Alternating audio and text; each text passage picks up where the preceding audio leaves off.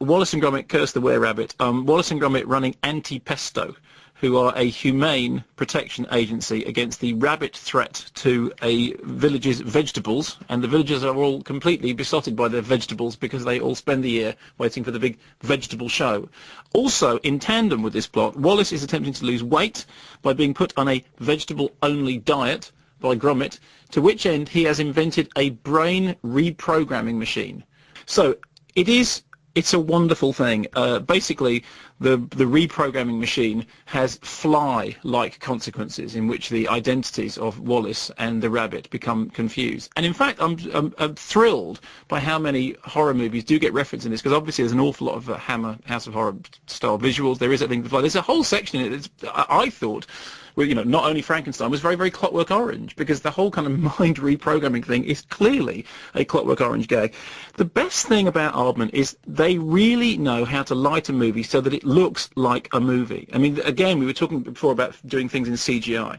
CGI is not physical, and therefore it doesn't have a lighting cameraman. Aardman, the sets are real. They are physical sets, and they are lit by people shining lights onto things to give them, depth, to give them form, to give them a sense of reality, despite the fact they're being in stop motion, and it really pays off. So just from a purely design point of view, it's a joy. It's an absolute joy to look at. There's not a single frame when something isn't going on that's like a very, very quick gag. Like, for example, I know everyone cited this, but there's a moment in which he's seen reading A Up magazine, which is like Hello magazine. There's a gag about Nun Wrestling magazine. And there's a smug fridge. The smug fridge, yes. And as somebody who owns a smug fridge, believe me, that hit where it hurt. And there's absolutely no concessions to the Americans at all. I mean, when Nick Park came on, we were talking about what happened with Jeffrey Katzenberg, and it does seem to me that essentially what Jeffrey Katzenberg must have done is said, well, Nick, the thing is, you got to do this, you got to do that, and Nick Park just went,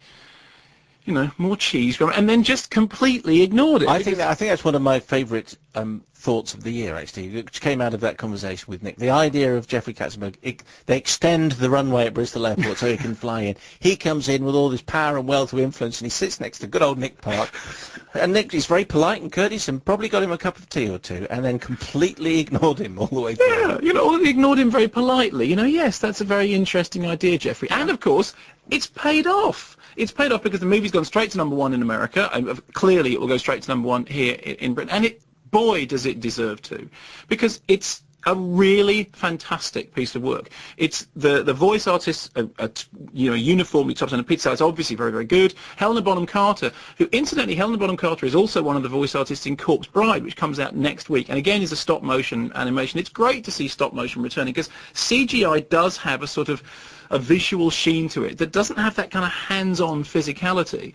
And Helena Bonham Carter is great. She plays Lady Tottington, and there are fairly adult jokes in it. There's one moment in which Lady Tottington says to one of her competitors, and you've never shown any interest in my produce, whilst holding up 2 large melons. So there is, a kind of carry-on, arf, honk, quack. Oh, there are a lot of carry-on jokes. Yeah, but I think that's a great thing, because it's a great British tradition.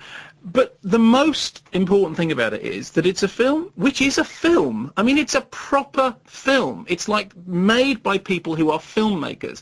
And the fact that they happen to be working in a medium that to some people is largely a kid's medium, the fact that they happen to be working in animation, I mean, they are as grown up in their approach as the Svankmeyers of this world. I mean, they are making a proper, full-length feature film with a well-written script, a well-chosen cast, really beautifully thought-out design.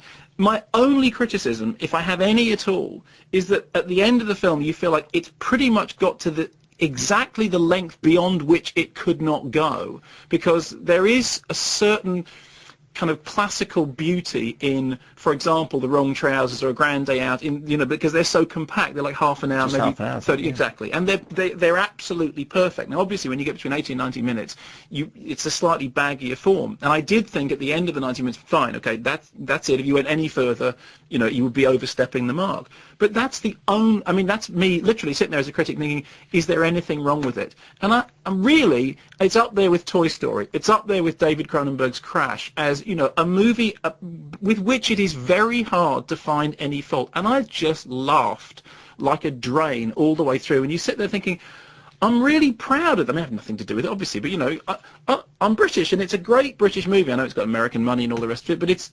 I just thought it was It's a absolutely British movie. I mean, there is no doubt, is there? No,